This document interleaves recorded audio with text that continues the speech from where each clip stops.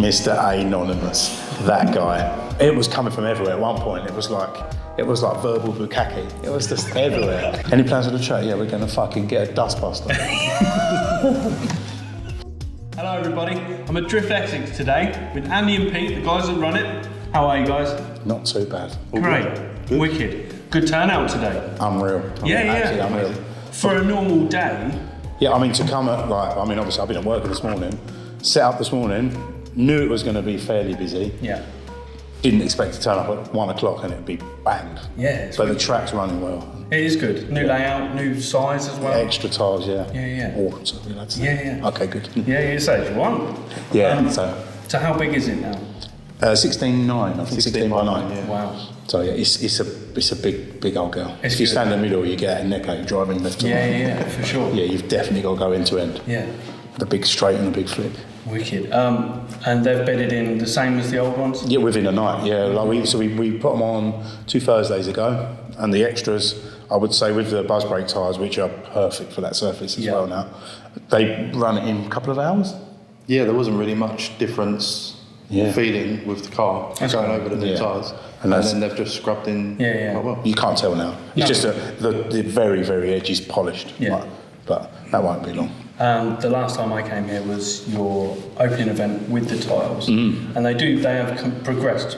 It was the one thing I said to everyone, like if you can put up with it for 1, possibly 2 events, the rewards are going to be high because it's really settled down. And I know there was a lot of memes and a lot of thing of me sweating, and I know it would have been a bit crazy, but thanks for everyone. Like we really do appreciate everyone sort of sticking by it, and the proof's in the pudding now. Of course. That hall is absolutely heaving. Yeah, people, and it's not like it's an event day. This is just a Saturday. Yeah, just an actual Saturday. Yeah. Brilliant. I love it. Absolutely love it. Probably makes it worth doing. Yeah. And you run a Thursday during the week, is that right? Yeah, that's it. Yeah. What sort of numbers do you get on those? Between 12 and 15, I would say. So great. Yeah. There's a lot. To be fair, there is a lot of local drivers that have been itching for a weeknight. That's the key to it, isn't it? Like, and we've had some core drivers that when we were carpet, they did a Japan trip, they came back, they wouldn't drive on carpet anymore. So then they would only really drive on weekends out of town. Yeah. And as soon as we said to them, like, we're going hard surface, they came to the open day, they really saw the potential. And then we said Thursdays, and it was like, wow, that's it now. And they just religiously turn up. It's brilliant. That's mint. It really is. A few people travelling on a Thursday as well. Yeah. Which is a lot of people from there's a couple from Southend, there's a couple from Kent that come religiously. Yeah, so it's unreal on a Thursday night. The traffic's a battle. So for them to put that effort in, it just makes everything worthwhile. Yeah, it really does. That's mint. Right, I was going to ask you about your background, but you both been doing this together since the start, or no, pizza. I started a couple of years before Andy. I started in the back end of 2007, going into 2008. I mean, you started about 2010, wasn't it? 11, I started 2011. Yeah. Okay. And how did you end up meeting each other? D1RC forum. Yeah. On a forum? Yeah, on a forum, back when forums were cool. Okay, cool. And believe it or not, we actually went to school together. Yeah. We didn't know each other. It was like a couple of years apart, wasn't it, something like that, yeah. So, so I saw a video, basically, Shilly, everyone knows Shilly. Yeah. You can't miss it. Insert Shilly. You can't. Insert Shilly, so Shilly showed me a video of something and he said, this is RC drifting. I wasn't really I used to like drifting, but realistically, I think Need for Speed Underground, the game, when you used to drift in the little pen, that was when I first sort of found it. Yeah. They didn't really, didn't do anything about it. I just kind of liked the idea of it. And then I saw Shilly's video and that was it. I went to America and bought a HPI Sprint 2. Right. Bought it back in my suitcase. Nice. Yeah, but Pete was like genuine old school. He's been doing it forever. Yeah, I'd found it through full-size drifting. Right, I was into that before I was into RC. And then I was just obviously in the rabbit hole of YouTube one night, come across the RC drifting and was like, well, maybe I'd never go at that. When I bought a car and started bashing around. I'm guessing there was little to no tracks. No, on the driveway really, where I started. Right, okay. And then I found the D1RC forum. Forums back in the day, and it was just a championship. Yeah, no practice days, no. And then it was like just rounds. You had just rounds, and it was all outdoors. Yeah, 6 rounds a year. I used to drive the car 6 times a year, really. What, on tarmac or On tarmac, asphalt, outdoors, yeah. Oh, yeah. okay. Big touring car tracks as well, so not even drift specific. They were massive tracks. It just made work what you could make work. Yeah, really. yeah. Yeah, the tuning was minimal as well, because like you'd put 7 degrees of camber on it, and within 2 laps you'd have 0 camber because the tyres would be grinded away, and then when you take them off they were like wedges, and you might do 3 sets a meeting. Sometimes, yeah. Yeah, so nowadays we're blessed because the tyres don't wear. We're blessed. And then I'm guessing you did that up until, where was James start? Up until 2011, 12ish, and then that was when Soul opened. The Soul. But also we started D1RC Winter Series, which was indoors in South Woodham, same hall, 6 rounds in the winter when we couldn't go to the tracks. And bought some, I'm guessing We bought some Prima GT, untreated on TN 219 tyres, but someone mentioned that they were the carpet tyres to have. So TN racing tyres, really hard. Like if you drove them now, I reckon they'd be really fast. Yeah. But that's there what we wasn't had the back options then. of You didn't have tyres anything back then. Of course. There was And then 1 or 2 options to have. Then Soul opened. Yeah. MST came to UK, and then you started getting proper CS chassis that were out of the box CS. There was front motor, rear motor, middle motor, a range of tyres, a range of tuning parts. Whereas before you'd have like a HPI Pro 4 touring car that you'd butchered a Yokomo overdrive diff in the back of it to try and get some CS. Make them out of stuff. Yeah, MST was the game You used to changer. have lists of all the belts that were different teeths from different chassis, so you could mix and match to make your own CS. Honestly, it was, and then you'd clip a wall, break the diff, and then you'd have to wait 6 weeks for another one from Japan. Man, we got it so easy. Honestly, I'm telling you now, it is so much easier now with shops. So how did you get from that point to where we are today, having your own track? So in 13 to 14, we kind of ran the track as Drift Essex. That was like the bank account name. Yeah. There was another guy in there, but we don't really talk about him. He ruined it, and he basically wanted to run it as like a small business away from D1RC. Yeah. But it worked for a bit, and then he wouldn't listen to. We wanted to evolve it. We wanted to make like tyre choices, and it just wouldn't change. So that was it. We folded that up. That was no more. Soul opened, and then we didn't do anything, did we? Until like 2000 and Soul, Wickham. Yeah. Really. Maybe travelled to NRD. I went to NRD a couple of times. Any time that I could fit it in during work has always been my priority, unfortunately. So it's like I would drift every day if I could, but I have to earn what I have to earn. So it's just impossible. But yeah, we try and travel as much as we can. We've done roaming quite a bit lately, but yeah, so deviating. We went Seoul and Wickham, and then unfortunately Wickham got they said that they were going, and we were fortunate enough to obviously speak to Dan Cotton, who was kind of running Wickham at the time, and he donated us the car pit. In 2018, that was it. We started. Right, and where was that? It was round the corner. The first meeting. It was like a church hall, similar size, similar length. There was a bar in there which was never open, so it wasn't even like we didn't gain anything, but we found GPCA. They've been really good to us. We were in the hall over the road. There's like a gymnastics hall, permanent feature now, but sometimes we've been there, sometimes we've been there, but always on this site. And then it's just sort of evolved. 5 years later, we've got some. This venue is perfect. It is. It really is. It's really good, and they're really accommodating. Like if I just ring them and say to them, I want to do this, I want to do that. Like, they're just they're perfect for us. That's what we've got. Because obviously the dream is permanent venue, but we've spoke briefly about this, and prices around here sound ridiculous. I'm in the garage, so I work for a garage. I've got a mechanic, and the average price of a workshop is like $2,000 for a couple of car workshop.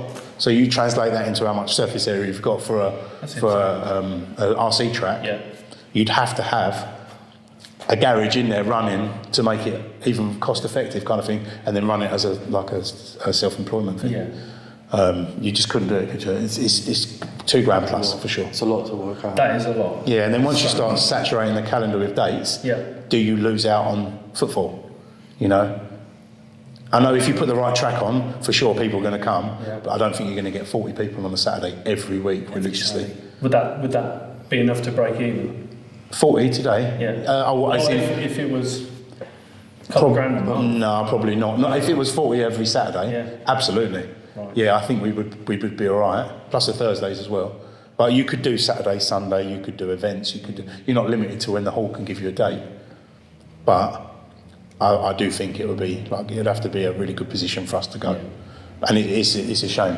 Like, we would love to do permanent. For sure. Of course, yeah, that's the dream. But what you guys got now is nothing to be ashamed of. This is brilliant. Yeah, absolutely.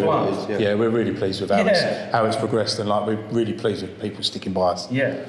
And in my eyes, we've spoken about this. What Josh has done with the Tyres is brought carpet up to modern day standards for me. I can't praise Josh and Nathan enough for what they've done for this community. No, like, definitely. They are the unsung heroes of last year and this year. You could be the best permanent track in the world, you could be the best drivers in the world, but with what they've done for everyone else is far surpasses everything. Yeah. They've literally evolved everyone's driving within a year. Because if you guys were stuck without no one knew about the Tyres, you'd be on carpet. We would be shut. Yeah, I think we'd be shut. Well, yeah, probably. I think we'd be shut by now. Yeah. Because it was kind of petering off.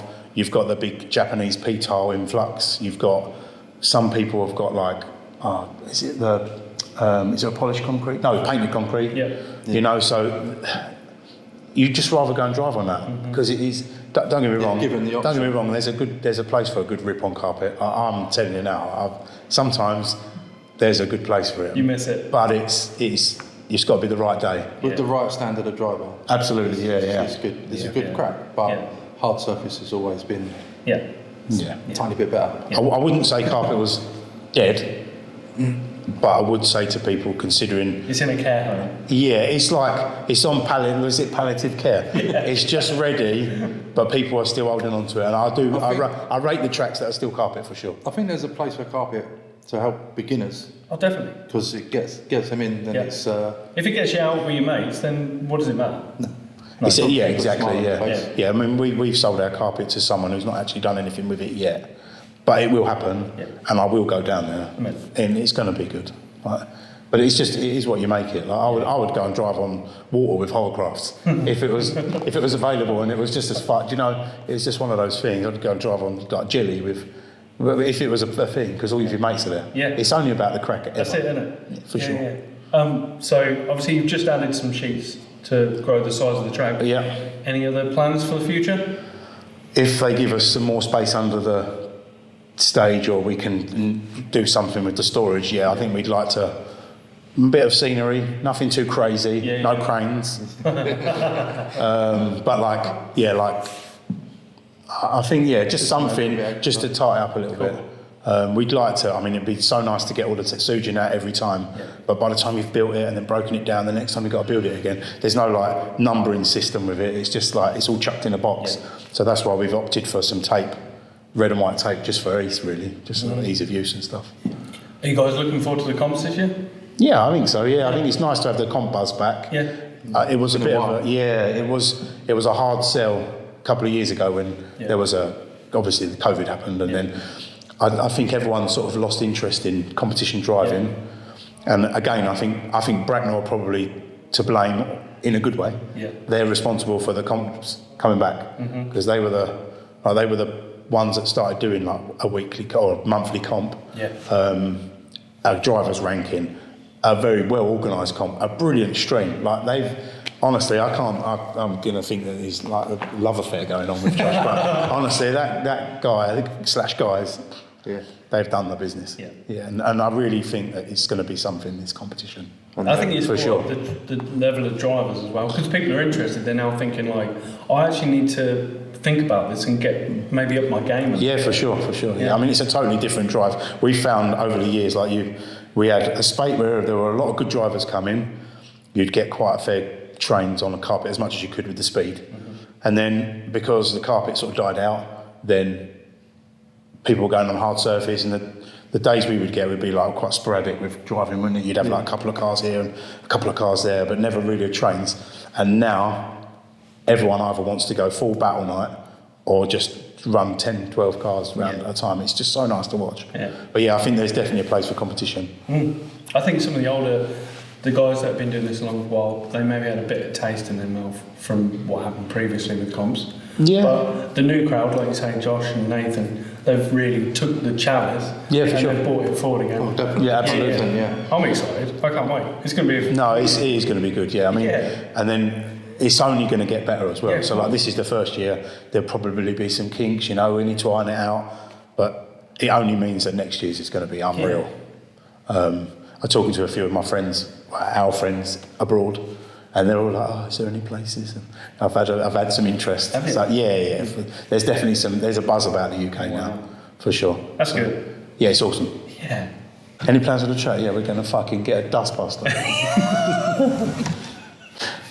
Fuck. Well, they're big things they ride around ice rinks on. Oh, that's what we need. We need a Zamboni. That's what we need. That's coming out. Good shout. You can say that if you want. Right, we've got both your cars here, right? And Pete, do you want to start first? What was your first chassis and to where we are today? Oh, God, there's been a few. I would imagine there has. My first chassis was actually a Yokomo drift package, standard four-wheel drive MR4 TC they called it back in the day. And then from that, I got sponsored by HPI back in the day, and I had a HPI Cyclone, which was a touring car, top-end touring car at the time. Converted. So like belt drive and... Yeah, belt drive. Yeah. Four-wheel drive, it was 50-50 at the time. And that's what I was using. I used that for a good few years. Yeah. And then I got sponsored by Yokomo and went straight into the Yokomo drift-specific chassis. And they were starting to take it serious, were they? Yeah, DRB, DIB, DBR. I think I had one of each of the Yokomos as it was at the time. What was a mid-motor one? DPM. DPM, yeah. DPM. That was a very weird one, that was. But yeah, they a representative of Yokomo come over in 2011. We run a world championship with the D1RC at the time. Had a few countries come over and represent. That's wicked. And because I'd won it the year before in 2010, world champion, they offered me a sponsorship. And I got to go to Japan and take part in the Yatabe Arena World Championships for Yokomo as well. Very jealous. And me. I was watching from the sidelines. Got a sponsorship from them, and obviously did run a lot of Yokomo stuff. Yeah.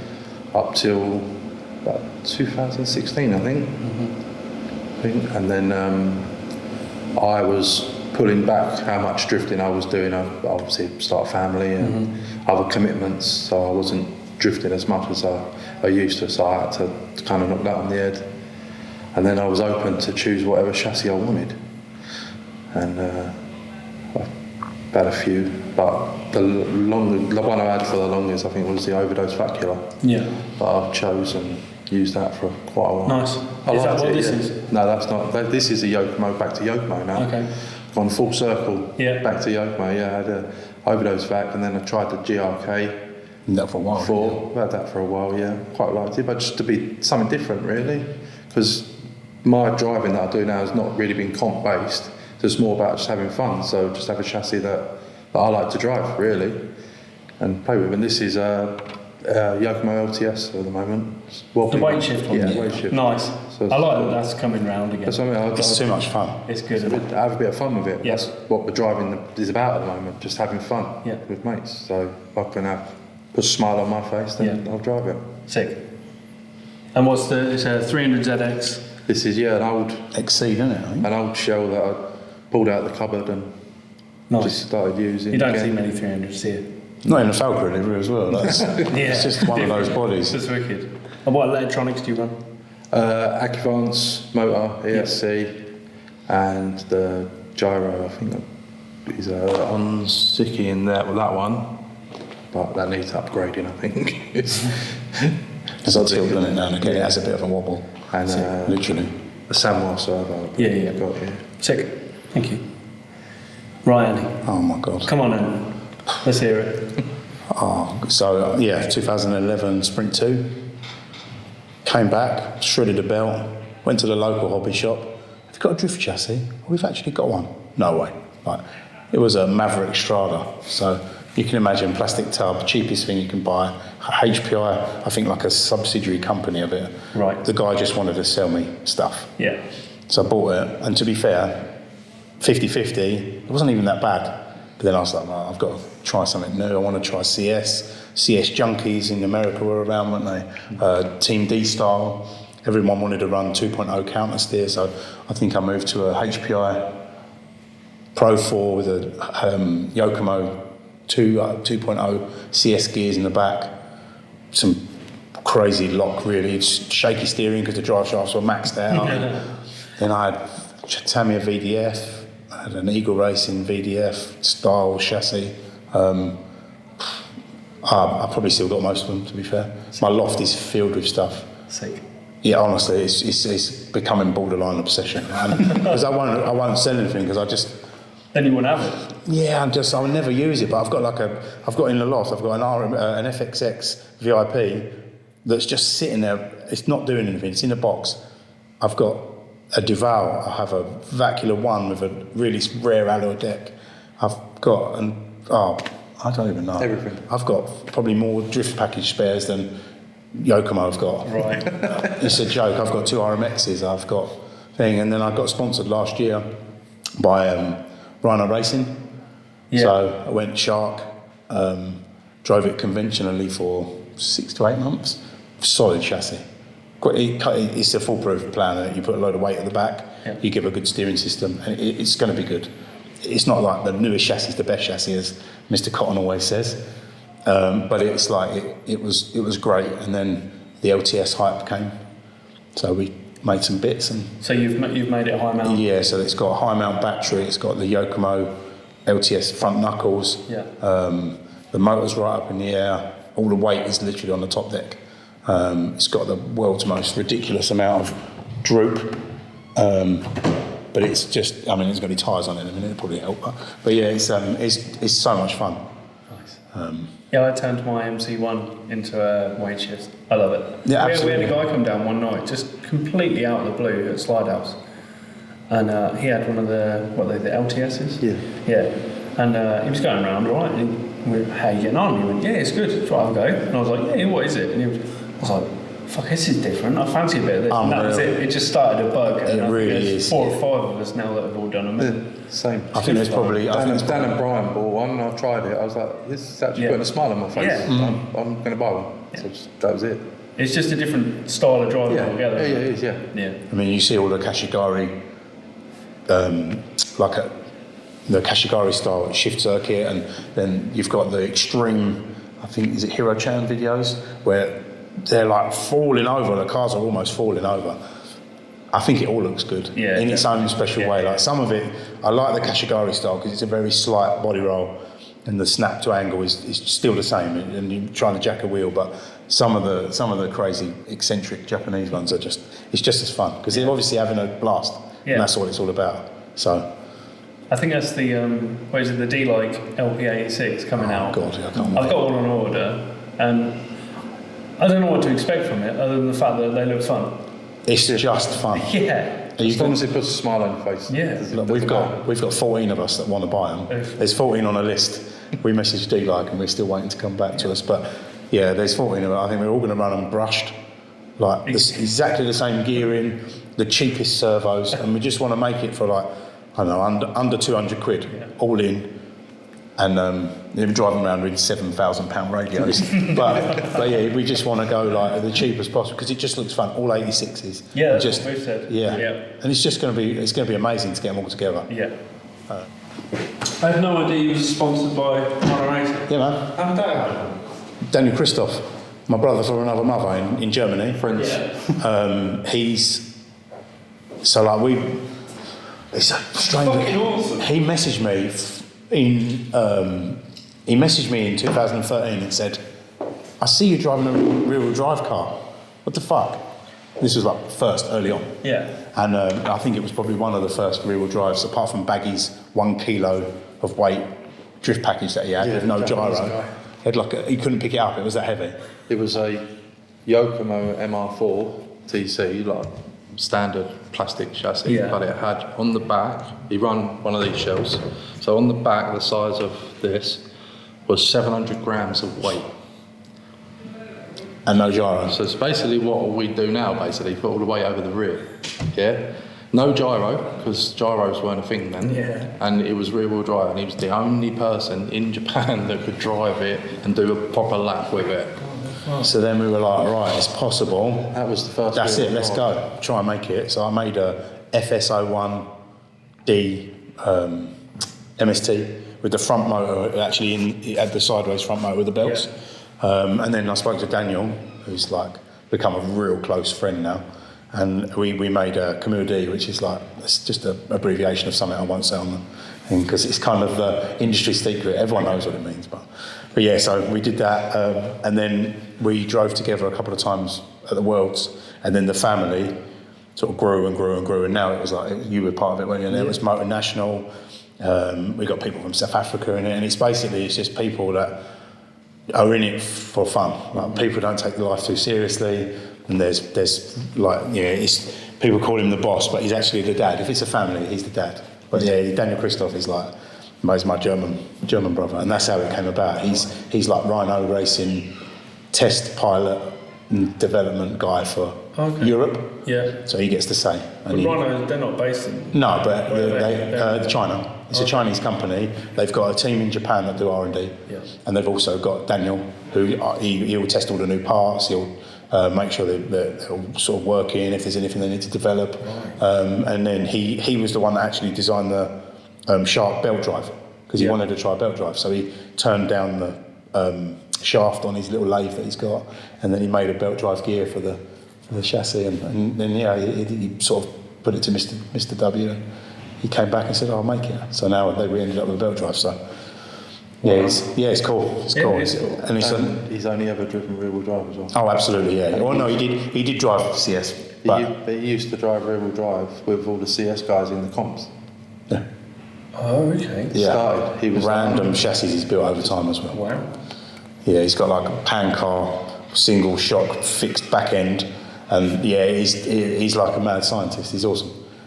Sounds it. Yeah, he's awesome. Yeah. But one of the nicest blokes you'll ever meet. Absolutely, yeah. We made a lot of friends around the world, at the Worlds. You do make a lot of friends, a lot in Europe, and Pete knows quite a lot of the Japanese guys, and it's just you just pick up the friends along the way. Yeah. And I don't know if it's the same with other hobbies, but you don't lose them friends as well, because you're always in touch. Facebook's a marvellous thing. Yeah. And there'll be a group chat. Oh God, don't it? Yeah. Insert dust here. But yeah, the whole thing with like the Worlds is you really do just meet everyone who's there for the same reason. Yeah. And you do make lifelong friends, don't you? So it's good. Mr. Anonymous, that guy. We've got some sent-in questions here. Thank you for your questions. Always appreciate it. We've got thoughts on the new adjustable dampeners, the Nerds and the Bailows. I think I'm saying that. Was it? Yeah. I mean, Nerds is something I've always wanted to own a set of Nerds. Yeah. They're like unicorn poo, and when you do buy a set second hand, they're ruined or they've just not been looked after. Same as buying any like. I tried to buy HGs second hand a couple of times, and unless you know the person who you're buying them off of, it is minefield. Yeah. New guides, new shafts are bent, like everything's just So I think Nerds, if you could get a set brand new, I would buy them. I think they're worth the investment. The Baola ones, however you say his name. Sorry, mate. Yeah. Sorry, dude.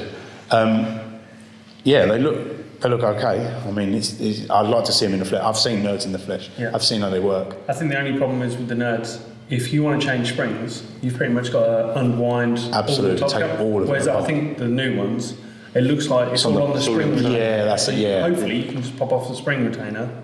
Yeah, I don't know if it's got like an outer core on the spring, on the shaft or something. I don't know how it works. No, I don't. It's like some voodoo magic. But it's definitely a thing. I mean, I saw in the comment he said he's almost eliminated all of the leakage, which means probably there is some leakage still. But to be fair, as long as they work. Yeah, it's a complicated bit of kit, I bet. Yeah. I mean, it's going to be a Gucci kit that probably you don't really need.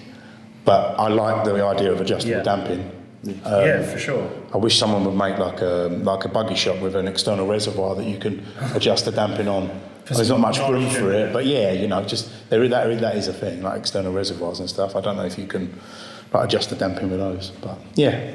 Get on it. Manufacturers, please make them. Right, gyro or handset? What makes more positive influence? I mean, My brain's just trying to put this question insert here. So gyro or handset? What's more of a positive influence? You need them both. Yeah, I mean, it's a totally different part, isn't it? Yeah. Like you could buy a racing gyro or a GYD 550. Yeah. I know which one I would rather have. Yeah. And the same with radios. Like you've got your budget Fly Skies and all of the cheaper ones, but we all know that probably an MTS old Samurai is probably going to be better latency and everything than a cheaper one. Yeah. But there are some good cheap ones coming through now. I mean, I've got a Futaba. Pete's got a Samurai. I don't even know how to use a Futaba, if I'm honest.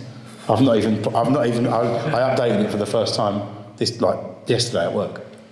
I have no idea how any of it works. I'm hoping that I can find out soon today, because then I can drive my car. But yeah, it's all new. I've run Samurai forever. Yeah.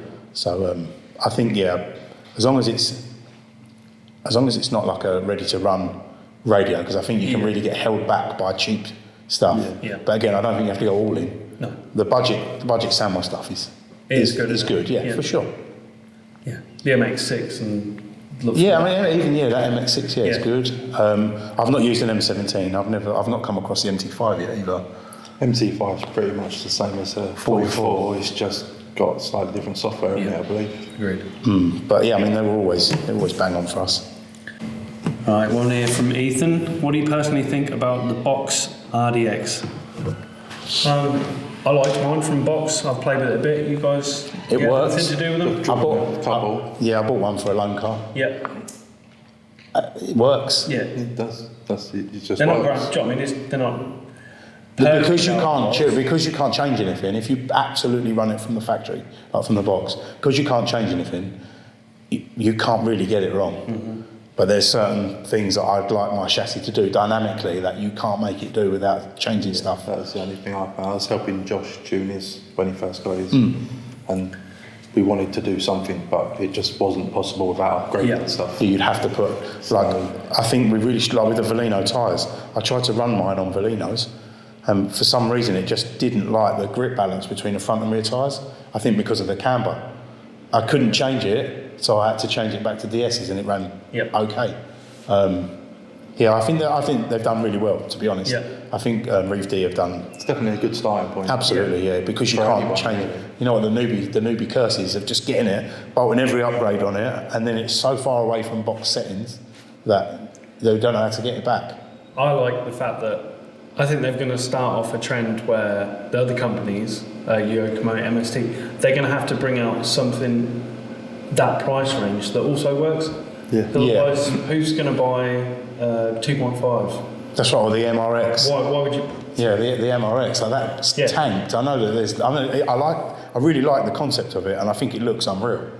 But why would you spend that much money when you can buy something that you can just put some electrics in, throw on the track? Definitely. It is one of those things. I mean, like MST, RMX, RTR, I actually don't think it's a bad chassis. Obviously, it's a bit crunky, and you kind of need to put some shims here and there if you want it to be perfect or to be good. Yeah. But realistically, it wasn't bad, but the electrics were terrible. And like, you've got people that can't drive because the janky old remote is just letting them down. They're the ones that came in with the built-in gyro that were in the receiver. Oh, I don't know. It was like a toy grade. Yeah. It was like a really toy grade transmitter, and you get people there, and then they upgrade everything else on the car. They've still got that transmitter, and they're like, it just won't work. And like, well, feel this. Just feel the difference just by feeling it without even driving the car. Just feel the transmitter. Yeah. The spring feels nice, and the trigger, the steering feels nice. You know, it's not like all grinding. So I think they do need to catch up. This question is perfect for you, Per. From Dale Clemens. Thoughts on the progress over the last 10 years? We're in such a good place. So what we got from 2014, 5 tracks maybe. Yeah. What was the one in T-sliders? T-sliders. They were on polished concrete. Like they were way ahead of the curve. They were ahead of the game. They were ahead of the curve, but it kind of. were. I don't know what happened to it in the end, but that was probably it when it Wickham, D1RC, at the very end, Seoul, and not many others. I can't remember when Rat Trap started. And what was a busy day for them back then?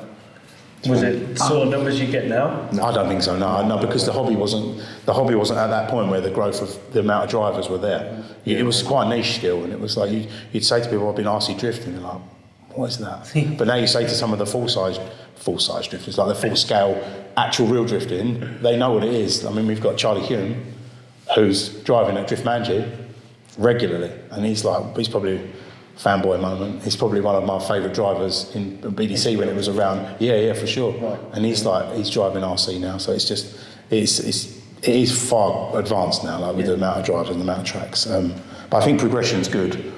I think it's gone sky high, really, from what it was. Yeah, I think without Bracknell last year, I think it would still be in the dark ages a little bit. They're the ones that pushed it, and they're the ones that need all the credit. And they've really connected all the tracks as well. Yeah. That's a nice thing. Yeah, for sure. I mean, I saw an advert for called Kids RC today, Yeah. I think it was. They got their open day on tile, and they've got their own unit. Yeah. I mean, I've never even heard of them, and they've got tile now, and it's going to be the same feeling. Good. Yeah, for sure. It does look Yeah, great. I think it's brilliant. I absolutely think it's brilliant. And I just wish people would get behind the tracks a little bit more, rather than berating each other. I think it's a blessing that there's so many tracks, and short of a bit of dust between each of us, it's so many choices to go. Like today, I think there's 4 or 5 date clashes. People have got choices. There's choices. For me, a date clash just means people have got somewhere else to choose. Mm-hmm. I know one of our drivers, Paul, he's had a problem with his car today, his car that he drives around in.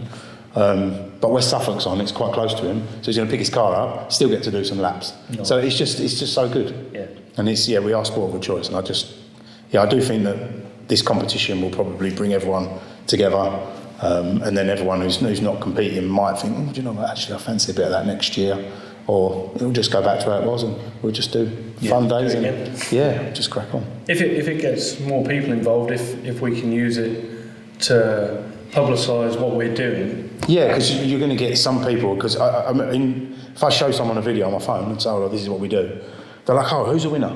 How do you win this?" And I'm like, "No, this is like a chill day," because they're expecting it to be like a touring car, racing, overtaking, winning. So I think at competition level... Especially where we're holding the final as well. Yeah, for sure. There's going to be a lot of eyes. Yeah, for sure. The demos I've done there with Sweeps, when put one on, was it Trapped last year? Yeah. Or was it Japfest? Yeah, I mean, even going back... It was Japfest, it's massive. Before Real Drivers, I think. I've done a few demos at Silverstone, and you'd get 5, 6 people deep in the crowd, just really in amazement. Yeah. Oh, sick! I can't wait. I haven't done it yet. Yeah, we did. That was 10, 15 years ago. Yeah, we did a demo over North Wheels, just around the corner, Players Car Show. Okay. Yeah. It's I think it's quite a thing. I don't know if it's still there now, but I mean, that's not even drift related. It's not Japanese related. Most of them, it's like bagged vags and stuff like that. And we had a barrier around, and there was not a gap in the barrier the whole way around this monstrous painted concrete track we had. And that was like CS, not very good driving. We did a little competition. Mate, the amount of people that just come and stop you and like, well, what's going on there? What is this? And it's unreal. Wicked. So yeah, I mean, demos are definitely the way forward. Go straight. Yeah. What's this one? Josh Parrott, go straight. Thoughts? I mean, this is not a homophobic comment. Right. This is probably from some of the comments that we've seen lately about us preaching to everyone to drive straight and don't be scared to drive straight and angles boring. But it got taken out of context massively. My fault. That was my fault. I don't word stuff. Once I get passionate about stuff, I'm all in, and I don't think about what I'm writing. So I was saying to before, from what we can see of all the Japanese, I mean, Pete's been to Japan. He's watched it firsthand. When you see them driving, they'll exit the bend as fast as they can and line up to attack the next corner. There's no manji in the straight. There's no like lock to lock it's slow. It's like you want to go full send, try and take the front end of your car off on a barrier to then snap to angle and take the back end of your car off on that barrier. And it could flip off the track, your body could fly off. But boy, you committed. Right? And for me, that's what it is. It's fast. It's a style preference. It is for, and that's kind of where we've gone with the new track design. We've gone with a Japanese, like a tried and tested layout at Shift. It's also Bihoku Highland track, full-size track. You've got the guys at Mayhan. You never see them come around the corner in third gear and then manage the straight. They drive as far as they can straight before they flick the nose, and then you know, it's just, and that's what we were saying. It's like drive around the corner on angle, but go straight. Nail it down. Just go straight. Is there anything you guys want to talk about? I mean, we've covered it already. We have. It's not. It's like I don't know what happened. We went through we've got a hard surface because everyone wanted hard surface, and then we got absolutely berated online for no reason. Like people are just like, it's fast, it's scale tired every year. So it's like it's dusty. It's this, it's that. Shall I put some? I'll throw some of them up. Yeah, and we've still got 40 people on a random Saturday without. I mean, we don't even bother really pushing the Saturdays because we know what we're doing is wanted. You know, and all we do is we'll get some of that feedback about dust or moaning about something, and then we'll just get it, like we'll chuck it in the bin, and then we'll buy more tiles so we can get bigger. Because it's just, I don't understand. And like some people will do it, get absolutely destroyed online, and then people will go, "Are you going to let them back?" I'm like, "Of course." Like, it's what it is, because we know they want to come back. Yeah. And some of it's crazy. I came to your open day, and It was fast. It was fast. But fuck me, it was fun. Yeah, and that's what I mean. There's loads of videos you watch and you think, Jesus Christ, how did anyone go around the track that far? It was so fun. But I fucking loved it. We're just so happy that people stuck by us. Yeah. Didn't listen to all the shit online. Yeah. Didn't listen to all of the stuff that was coming from. It was coming from everywhere. At one point, it was like verbal bukkake. It was just everywhere. I didn't know what was going to happen. We were covered in it, and then we just sort of wiped it off and just carried on. You know, I mean, this has gone a bit weird now. Sorry, sorry, it's got a bit crazy. But it's just one of those things. Like we just want to put stuff on for the drivers. Yeah. And that's what it's about. For themselves, don't they? I told you, I haven't driven. I've not driven for 4 weeks. I've not driven my car for 4 weeks. I've come on a Thursday, set the track up, help people with their chassis, maybe tweak the track, and maybe just. I mean, you haven't driven for a couple of weeks, have you? Really, on and off, repairing stuff, doing barriers, ready for today. Barriers, like just making the track right. Like, so we had an issue where in the first open day, we were running out of time, so people were just sticking the Velcro on the barriers, putting them on the floor, but they were in such a random place that when you went to put that barrier down, the Velcro was in the wrong place. So Pete is barrier man. Pete is the divider. Barrier man. He is spent like all the time, last couple of Thursdays, putting all of the Velcro in the right place. Yeah. So you can use any barrier in any place. Oh, just and it looks space. it just looks so much easier and better. And it was like standing there scratching my head, thinking what one goes where. Set up within an hour, wasn't it, this morning? Like done. Is that an hour? Yeah. From start. Hall? Yeah, empty hall tables. I came before work. I was here for probably half an hour. And then I left, and then I got a message to say, it's all done. I was like, Jesus, that's fast. That's good. That's fast. Pete's on it. Yeah. That takes us longer when we get to Slidhouse on a Saturday. I'm still mopping and hoovering, and that takes me more than that. Yeah, we mopped as well. Yeah, we mopped this morning. We mopped all the dust. We've got a big pile of it like this.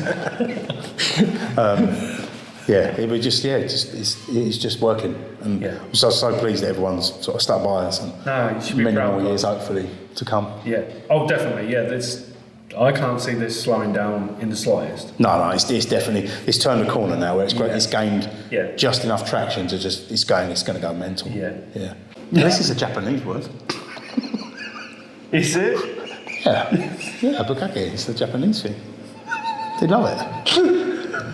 It's not love it. Right, so if anyone wants to come down, where's the best place to find details about the track and when you're open? So we've got the Facebook page, Drift ESSEX Circuit, RC Drift Circuit. There's the RC Drift directory or the RC Drift UK Yep. website. Also, all the calendar dates are in there for Thursdays. Great. Because there is some Thursdays that they can't let us have the whole. So it's just, they're all on there. All the dates are on there. All the Saturdays are on there. And we have got in the pipeline, the domain name's bought and there's a holding page. We have actually got a website. We're hoping to sort of link some videos to. Mint. Yeah, so we want to try and push it up this year. That's wicked. So yeah, that's where we'll be. Cool. So if anyone wants to find anything out, message on Facebook. Yeah, I mean, I'm always on the messenger anyway. Cool. Like, Brilliant. You can always message me, or the page goes to both of us. So. Yeah. Result. Right. Thank you very much, guys. No worries, dude. Pleasure. Pleasure. Right. Let's go and do some laps. Yep. Thank you. See you all trackside soon.